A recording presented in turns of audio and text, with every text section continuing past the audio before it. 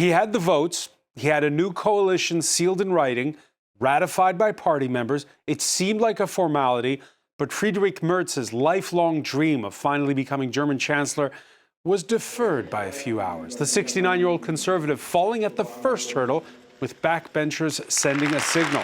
The hastily organized second round canceled out what history may decide to have been just a blip. But still, why did Merz fall 6 seats shy in the secret ballot in the morning? Who rebelled inside what now seems like a fragile coalition between conservatives and social democrats? Germany's Trump and Putin-backed far-right, co-leaders quick to call for snap elections.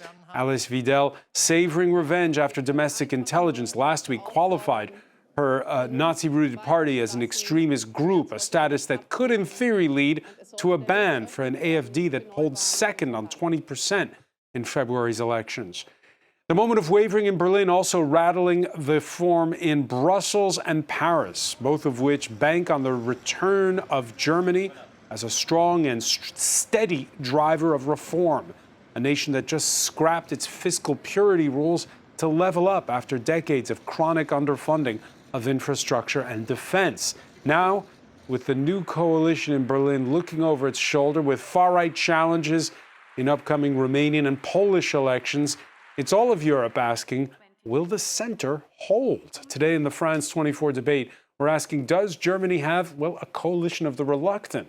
With us, he's a former diplomatic advisor to late German Chancellor Helmut Kohl, Joachim Bitterlich, former German ambassador to NATO. Thanks for being with us.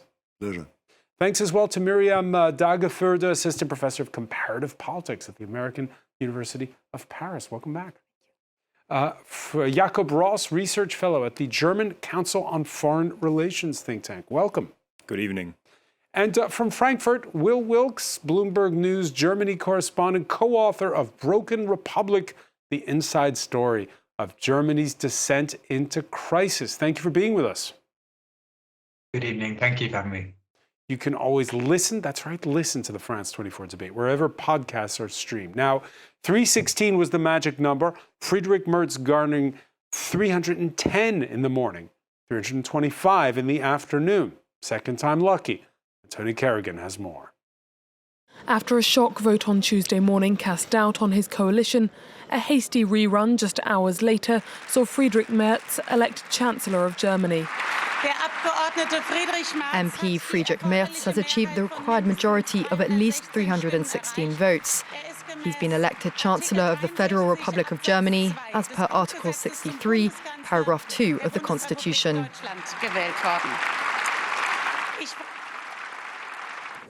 This with 325 out of 630 votes.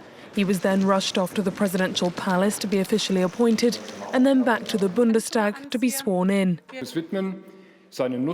His party emerged the largest in February's Bundestag elections, but the far-right AfD made record numbers and a coalition agreement with the SPD was hard won. Merz and his party have hemorrhaged popularity in the polls since February. And on Tuesday morning, when he came up 6 votes short of a majority to ratify his appointment, the cracks immediately showed in his 328-strong coalition, signed only on Monday between the Christian Democrats and Social Democrats. This shows that his coalition is henceforth extremely fragile. They're supposed to have a dozen votes over the line, so this result means that there are people in the SPD or elsewhere who don't trust him. Tuesday morning's vote was a shot across the bow of the Conservatives' leadership. The ballot was secret, so it is unclear which party fired it. But since February's election, his focus has shifted, perhaps antagonising his own camp, away from immigration control and budgetary restraint, and towards military spending, even at the expense of the country's strict deficit rules. Joachim Bitterlich, who done it and why? Who was the person in that secret ballot, or who were the people in that secret ballot who voted against the coalition? We'll never know it officially. It's, well, let's say, at least then, in my calculation, 24 members of parliament, CDU and SPD, not voting in favor of Merz in the first round. You're including those who, for some reason or another, weren't even present in the hall for the vote. Exactly. And this means some were settling their accounts with their leaders. And I think Merz and Klingbeil were perhaps too sure about, let's say, their following members of parliamentarian groups, perhaps too sure. But there were some, at least, who have been put aside in, let's say, not in the aftermath, during the negotiations and afterwards. And therefore, I think perhaps normal to some extent, understandable to some extent. On the other hand, a warning signal to Friedrich Merz and to Lars Klingbeil, to both. So, Miriam Daggerford, when there's a big vote like this in every parliamentary democracy, you do what's called whipping the votes. Normally it's the second, the number two of your parliamentary majority who goes around, makes sure that nobody's on lunch break or whatever. Yes. What happened? Yeah, exactly. This happened even if, I mean, the first vote was around 10 o'clock, so there was nobody on lunch break, right? So what was, even in Germany, which was very clear, one thing was that obviously, as was already mentioned before, but I would like to add some things to this, this was obviously a warning sign from the coalition partners and also from the parliamentary groups of both parties, and also hinting to the point that the communication of the party leaders with the parties and with the party groups within the parliament has not been sufficient enough. And obviously, some people didn't feel heard, some people didn't feel being respected enough, and by this they gave a very clear sign, right? Which was then, in a way, something which seemed to be destabilizing, or seems still to be destabilizing, than the chancellery of Friedrich Merz. However, we see also that in the second round, then the vote got through. Because when we had the election results, Jakob, back in February, because of the fact that you had some smaller parties shut out, it seemed like it would be pretty straightforward, right? There's, I guess you could say, three parties officially, since there's the Christian Democrats and their Bavarian sister party, the CSU, plus the Social Democrats. Two parties, really two formations, shall we say, in this coalition. What happened? Well, two formations forming what used to be known as a grand coalition in German politics and is not so grand anymore, wasn't grand before today, and is even less grand after this accident, let's say, in the first round this morning. I think that the difficulties that might come to the new government, even in the coming weeks, months, and next legislature, really became clear during the coalition treaty negotiations already, where different working groups really struggled at times to come to compromises. It's clear that for the Social Democrats specifically, Merz is really not a partner of choice. They would have wished for a different coalition, especially with the Greens. And on the other hand, you have quite some people in the CDU who don't trust Friedrich Merz to be capable of leading the party. But why not? Well, because he has been a controversial figure in the past. He has lost 2 times with his bid to become the president of the CDU party. He's known in Germany and in Europe really by this time as somebody who takes risks. Some people say unnecessary risks at times. We all remember the vote that he allowed happening prior to the Bundestag election, which had a text going through parliament with the votes of the far-right AfD party. And that was unprecedented. Which was unprecedented, at least on the federal level. And so even in the CDU, I think that there are still some people who doubt that he's capable of being this unifying figure that Germany really needs right now. And I think that was part of the explanation for this morning's accidents. Will Wilkes, seen from Frankfurt, is Friedrich Merz damaged goods from the start? Or can he rebound from this? He's been dreaming of being prime minister for, well, according to some who live in his home village in the west of Germany, since he was a boy.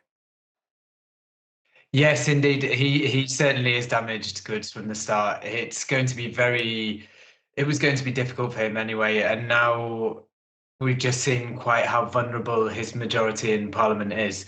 And this is quite unfortunate for Germany because this is coming at a time where the country's economy is struggling, inequality is very high, people feel very frustrated, kind of industry is shrinking, the car sector is under pressure from Chinese competition, and Germany really needs some kind of major structural reforms to get it competitive again, to get kind of the economy firing again.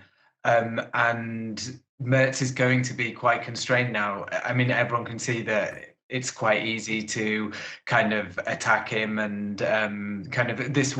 Unfortunately, this is just going to be. This is kind of a taste of what's to come. There will be more failed votes on crucial issues. But over Will, the next 4 years. picking up on what Jakob just said, the fact that he's a risk taker in these times where you need reform, why is that a handicap and not an advantage?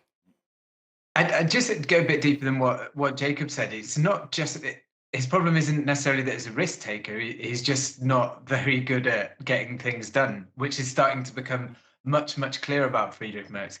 If you talk to some of his close friends, like I have, that they'll kind of point out even people that are close to him will point out he's never really run anything. He's never run a council. He's never run a company. He had kind of a lobbyist job for BlackRock, the investment firm, but he's never really kind of done anything. And I think risk taking you have to do, but he's not very competent and he's not very good at it. I think that's the bigger problem. Not very good at it? Joachim Bitterlich, when was the first time you heard the name Friedrich Merz? 94, 31 years ago. I met him for the first time when he was entering to the German Bundestag after 5 years in European Parliament. He was among the youngsters in the CDU group, but by the way, not looking after European policy or foreign policy, but looking after finance policy in order to get a new basis within the group. What wise? And then, his first attempt, 2002, I still remember the day when he lost against Angela Merkel. And he had not yet really understood what about power politics, what power means in politics. Power politics means at a certain level, no rules anymore, no classical rules applicable. And he lost that first really attempt.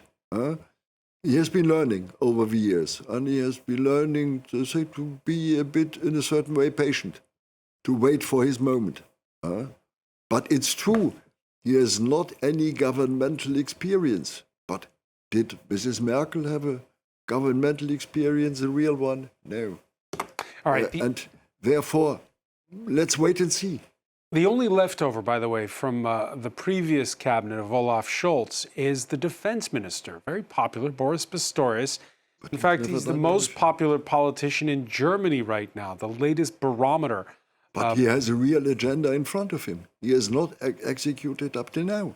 Right. His real agenda is in front of him. Let's take a look at this latest barometer. It was published by the top-selling tabloid Bild 3 weeks ago. It put Pistorius on 52% approval rating, Merz lagging in 9th place on 36%.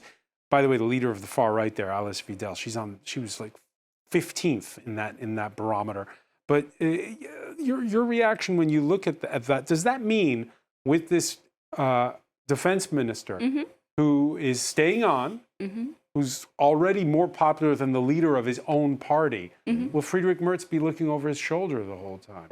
Yes, and I mean Boris Pistorius is for the second time in this position because he was also under Olaf Schultzs the most popular politician in the country, right? I mean, the strategy that the leaders had also when appointing the other ministers was usually to make a huge shift and also to get rid of the very unpopular figures that the Ampel coalition did produce, right? But it was keeping Boris Pistorius, they in a way transferred one of those politicians and the most popular politician in the whole country in one of the key places or key ministries that we are currently having, and they kept him there. And by this, it was strategically a good choice, while at the same time also really changing the whole other cabinet and all the other ministers, which is really something, a good idea for rebuilding trust, because the Ampel coalition and all the ministers in there have been like very, very unpopular. Trust was really in decline, and this was in the end also something, if this goes on and on and on, which is complicated for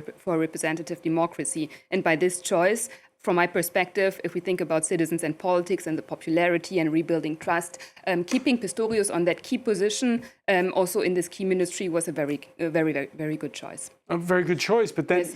you heard there a minute ago Joachim Bitterlich talking about what power politics is within this coalition. Yes. The SPD, which terrible results in February. Yes. 14%, I believe it was, or Yes. 16. Excuse me. And they're still there. But are they perhaps now have momentum after today more than the Chancellor's party? I'm not sure because in the discourse it is said that both of the party leaders, like Friedrich Merz as well as Lars Klingbeil, have problems with regard to the communication that they are having vis-à-vis the parliamentary groups, right? Both styles for also putting together the ministry, both styles also within the SPD for dealing with Saskia Esken, for instance, was something which was heavily criticized in the public within the different parties. So I would say generally nobody is going very strongly out of what was happening today. All right, and of course, after this morning's setback in the Bundestag, the co-leader of the far-right Alternative für Deutschland, quick to react. We can only call for common sense to prevail. Mr. Merz should step down immediately and the way should be opened for new elections in our country. Of course, that didn't happen, but she has the wind in her sails, Alice Weidel, after what happened last Friday with the Domestic Intelligence Service labeling her group at the federal level an extremist formation. Well, I mean, I wouldn't frame this as having wind in the sails. You know, this came as not necessarily as a surprise for AfD, for the extreme right, and for Mrs. Weidel, but not a gift for the new government. Certainly not a gift, yes. And I mean, there are big discussions why this came at this particular point. It was a SPD outgoing Minister of the Interior who is still the head of this Interior Security Service or gives directions, and the fact that this reporting and classification of AfD as extreme right-wing came at this particular point could be analyzed as a political move, certainly. And that's why it's not a gift? That's why, I mean, the next interior minister from CSU, Alexander Dobrindt, will certainly have to deal with it. I mean, that's now the decision, and the new chancellor, Friedrich Merz, has already called for a screening of this report. I mean, there's a 1,000-page report arguing why the party is indeed extreme right. But to come back to the initial point, wind in the sails, the AfD certainly in this particular situation this morning had wind in the sails, since they again succeeded in painting themselves as the sole alternative to a block of other parties within the Bundestag. The second vote only becoming possible because the extreme left, Die Linke, voted with the CDU. So, I mean, it's the perfect image for the AfD, with every party except for the AfD being one block and the AfD being the only alternative. And that's why Alice Weidel and many other leading figures of the AfD were jubilating today. Yeah, the Greens and the party of the left helping the process along, because otherwise the vote would not have happened, that second vote in the afternoon. Exactly. First, the fear was within the CDU and the SPD that the AfD could take the second vote in some days to vote in favor of Merz. Mm-hmm. It's a secret vote, and then tell afterwards to the media, well, there's a suspicion that he has been elected by the AfD. And therefore it was right, in my eyes, to have the second vote today, immediately. Yes. This fear was clear within the CDU and within the SPD, clear. And there was, on this point, also some foreign powers weighing in on what's happened in the last week in German politics after last February's Munich Security Conference, where U.S. Vice President J.D. Vance preferred to meet Alice Weidel ahead of the German elections rather than the outgoing center-left Chancellor Olaf Schultzs. Trump administration again rushing to the AfD's support with a tweet last Friday from the Secretary of State, Marco Rubio, stating Germany just gave its spy agency new powers to surveil the opposition. That's not democracy. That's tyranny in disguise. What is truly extremist is not the AfD, but rather the establishment's deadly open border immigration policy that the AfD opposes. Germany should reverse course. Will Wilkes, what was your reaction when you saw that? Well, I was, to be honest, not surprised that the US reacted like that. I think for Anglophone countries, this German system of where you can declare a party unconstitutional is kind of a bit strange to those of us from the Anglophone world. Actually, I think it's an interesting decision. I think the decision itself was, what Rubio's tweet got wrong is kind of the issue that the Office for Constitutional Protection has with the AfD is that they are kind of directed against universal human rights as expressed in the German constitution. And it does, from loads of leaks we've seen and what party insiders say and kind of public statements, it does seem clear that the AfD is opposed to universal human rights as kind of enshrined in the first few articles of the German constitution. But yeah, it just shows how difficult this situation is now for Friedrich Merz. He's got kind of already the domestic situation is very fragmented. There's very intensifying political fragmentation in Germany, and now you also have once steadfast allies like the United States are now kind of chiming in and kind of winding up your own population against you and in favor of kind of the party that wants to come and destroy the CDU. Miriam Degeford, there's again, as was just pointed out by Will, there's what's in the German constitution, but it's being cast as a political persecution, just like here in France. Marine Le Pen, who broke a law that she voted for, and yet who's saying this is a vendetta, this is a witch hunt. Yeah, so this is a narrative that we see from many leaders who are, in a way, trying to deconstruct the constitution. In a way, this is a narrative to go against or to question or to give a new frame or new interpretation to what the constitution really means. And it's, as Will was saying, it's Friedrich Merz who's in a difficult spot. Yes and no. Because I guess every politician currently is in a similar position because you have to deal with the way, with changing narratives or with the way that anti-establishment parties or challenger parties are currently trying to reframe what is going on. This is not only Friedrich Merz's problem, this is a problem that we see all over the world. All right, this Tuesday we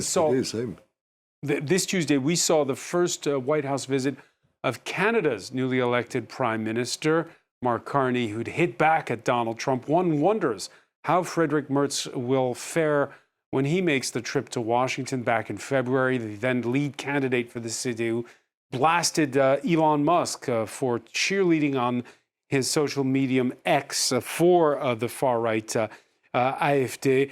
Joachim Bitterlich, you can remember 2017, Angela Merkel, her first trip to the White House didn't go well. Is Merz going to get ambushed when he goes to Washington? I don't think so. He is known to be someone who prefers to react directly, spontaneously. Perhaps he should reduce this in future, yes. But I don't think he will be ambushed. He has a certain experience to handle with Americans.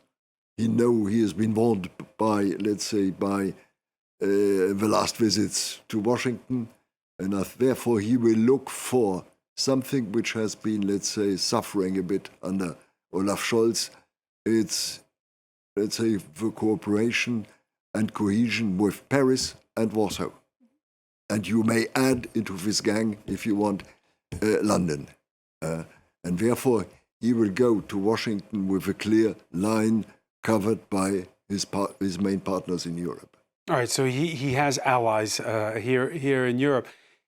It's strange times, is it not, Jakob Ross? When again, I go back to that tweet by the U.S. Secretary of State when they're cheerleading for the AfD. Yes, it's certainly strange times, and I think every European country really that trusted the Americans and the transatlantic partnership in the past has to readjust to a certain degree. I just came back from a conference in Poland, and the Polish politicians are really asking themselves very much the same questions as German politicians, since they have been very transatlantic and pro-NATO in the past, even at a level that was problematic for the Franco-German couple who wanted to go ahead with some degree of European sovereignty. The Poles were not so keen to abandon the transatlantic strain. And now there's an opportunity because everybody is similarly shocked by the comments of, say, Trump, J.D. Vance, Elon Musk. And that's why I think much will depend on the message that comes from the meetings tomorrow here in Paris, then in Warsaw. Friedrich Merz meeting in his official position as Chancellor of Germany, Emmanuel Macron for the first time, then Donald Tusk, and then afterwards, on May 8th, with the celebrations of Victory in Europe Day, the end of the Second World War in the European theater. It's a great stage, so to say, for these three, or maybe the British as well, to extend this group to make a message about European sovereignty and being strong and united in the face of American abandoning of Europe to a certain degree and meddling in European politics. So, Will Wilkes, a lot in that tweet that we saw was about anti-immigration, pushback against immigration, and Friedrich Merz on the campaign trail promised to be tough on immigration. It's an item that sells. You wrote in the book that you co-authored about Germany have a problem with a worrying lack of national identity, though, at its heart. What did you mean by that? Yeah, the point that we mean by that is that there's not much that keeps Germans together. There's not many kind of activities or kind of... Germany just has a very weak civic national identity. And a lot of that is built around the idea of prosperity for all, Wohlstand für alle, which is now crumbling. And what you're seeing is really Germany doesn't have a strong civic identity to counter the ethno-nationalism of the AfD. And that's why you've seen this party that they started barely a decade ago, and now on some polls in first place, selling to Germans this kind of ethnocentric idea of what it means to be German. And this is another unfortunate and very important thing about Friedrich Merz. This is a division he leans into.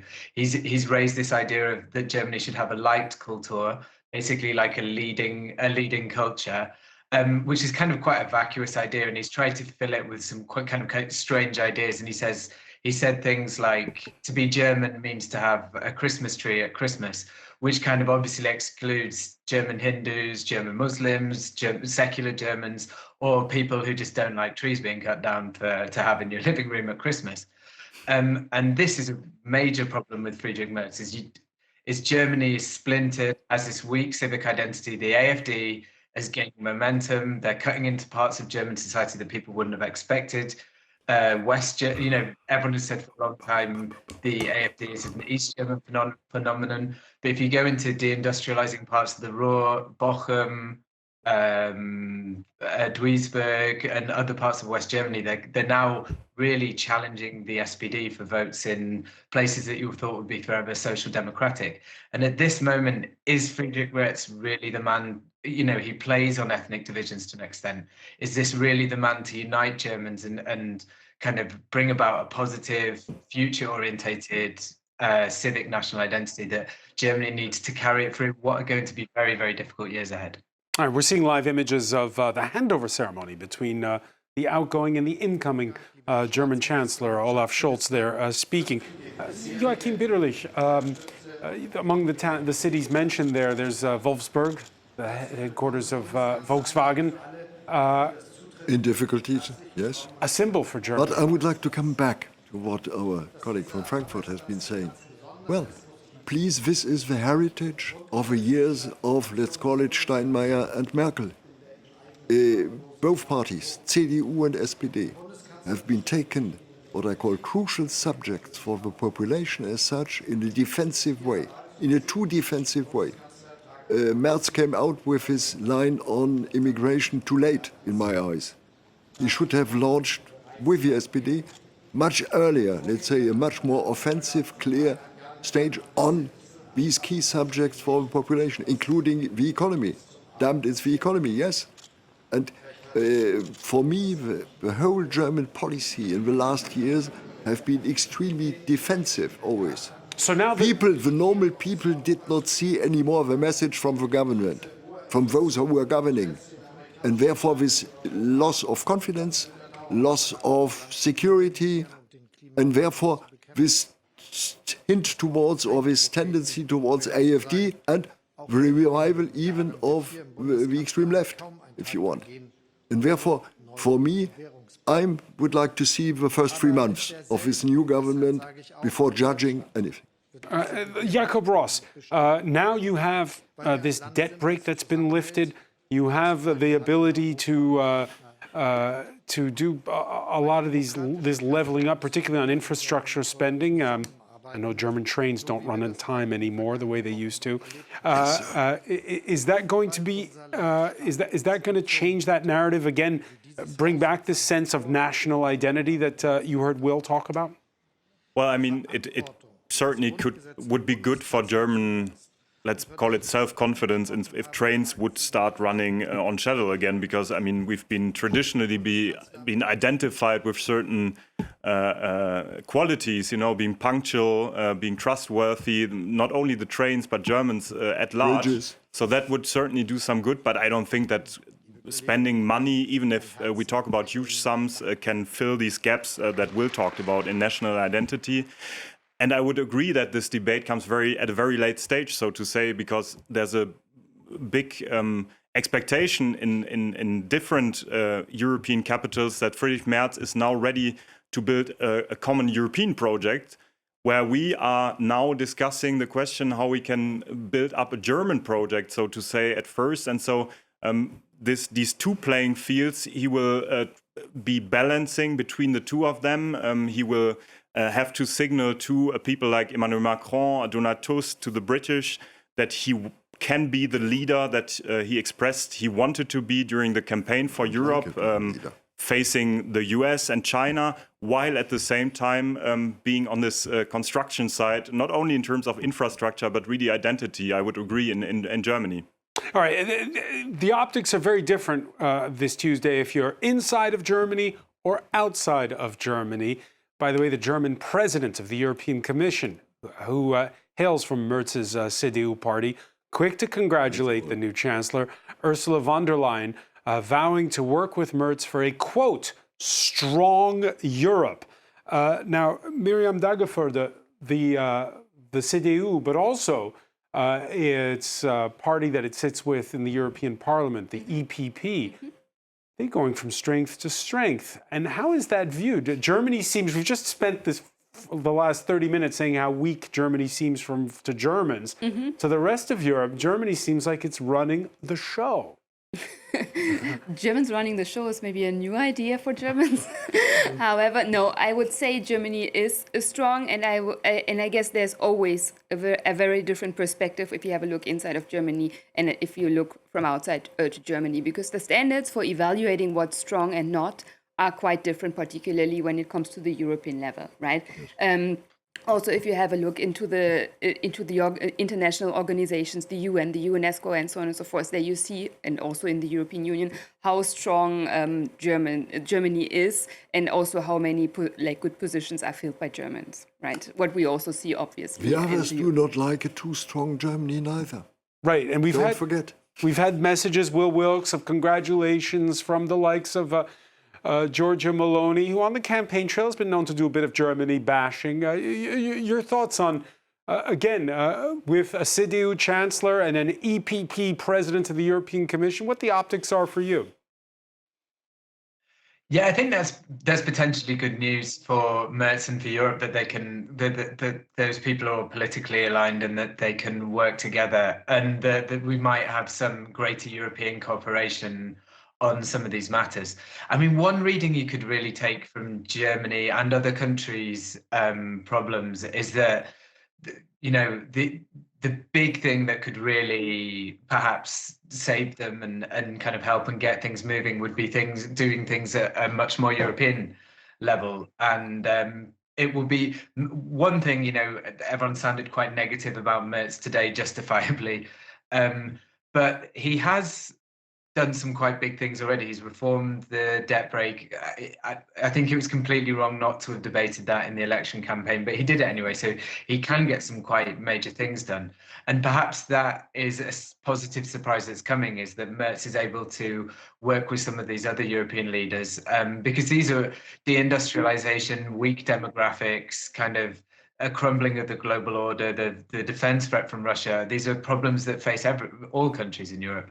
And I think maybe there's some optimism. Maybe if you want to take an optimistic reading, he's got stuff done, and maybe he can work with European partners to get stuff done at European level, which could prove a game changer, because all of these individual nations are struggling in this at this moment.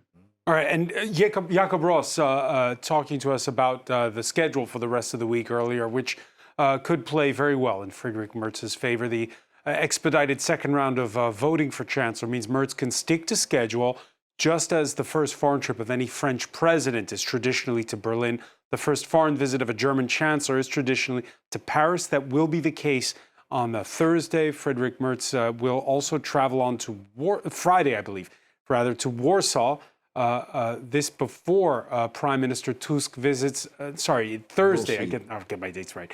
On Thursday, it'll be Merz's turn to travel. Then on Friday, Donald Tusk visits Nancy in eastern France. He and Emmanuel Macron will sign a friendship and cooperation treaty. I'm speaking to the former NATO ambassador here. A lot of that is about defense. Exactly. And I'm looking for the next, let's say, 8 weeks, till the NATO summit in June, until the European Council. This is my line for the next weeks. Let's look for these weeks. It's true, we have a coalition treaty. When you look at this contract, if you want, there are, let's say, positive sides, weak sides. There are contradictions in it, typically worked out by 16 working groups, but not in a real political way. But therefore, I'm waiting for the first 100 days. But this is new for Germany, isn't it? It's new for Germany to be in this position of, again, leveling up on defense spending. Yes, it's new. Trying to pick up the slack when it comes to Ukraine. It was absolutely necessary, and therefore Pistorius was not able, let's say, to act at the end of the day. He has now the possibility really to act, to go on with, let's say, defense spending and create, let's say, a European defense within NATO, a real one. The Germans will not give up anything in NATO, but what I call European defense with a strong American ally. It will be something different, another NATO in future. And let's wait for these signals in the next, let's say, 4 weeks till the NATO summit in June. At that conference you attended in Warsaw earlier this week, Jakob Ross, were you hear talk of another NATO, as Joachim Birrlicht describes it? No, just because, I mean, the polls still hope to a big degree that the Americans might turn back to traditional transatlantic positions. And I believe personally that there's many people in Berlin who do so too, even though we have heard the rhetorics of Friedrich Merz on election night saying that Europe should become more independent from the United States step by step. And the big hopes that this has created in Paris, of all places, since Emmanuel Macron has been calling for greater European sovereignty for, 8 years now. But I think that the transatlantist camp is still very strong, both in Berlin and Warsaw, and that these three leaders, and Macron first and foremost, will have to convince, even though we have the statements of J.D. Vance, of Musk and the likes, that France and Germany and Poland possibly are a credible alternative in building a good deterrence and defense of Europe against the Russian threat currently. Miriam Dageford, it's been, here in Paris, we always talk about the Franco-German couple, and we always look at the chemistry between the French president and the German chancellor. And it's been a long time since we thought that chemistry was good. Is this about to change? So I wouldn't say in the last tenure of Olaf Schultzs that the chemistry was super good, right? First, but I do think it's getting much better with Friedrich Merz, right? Because Friedrich Merz is, on the one hand, like really, he considers himself more as a European as Olaf Schultzs did it before, and also he is very strong also currently in emphasizing that the French-German relationships are something very important, also not only for the idea of France and Germany and Europe, but also as a self-interest for Germany. So he could get along better with Emmanuel Macron. Yeah, yes. Yeah. Of course. All right, lots of nodding heads there. A changing of the guard, as we were witnessing in the last minutes there with those live images. between the two chancellors. Also a marker of what's changed on the predecessor's watch. Olaf Schultz was voted in 2021 during COVID as a steady pair of hands in times of uncertainty.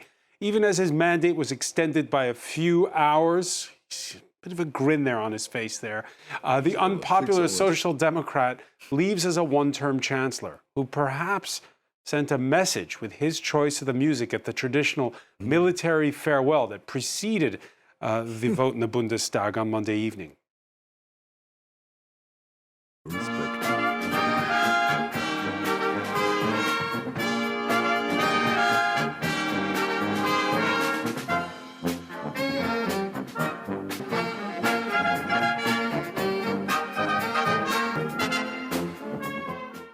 But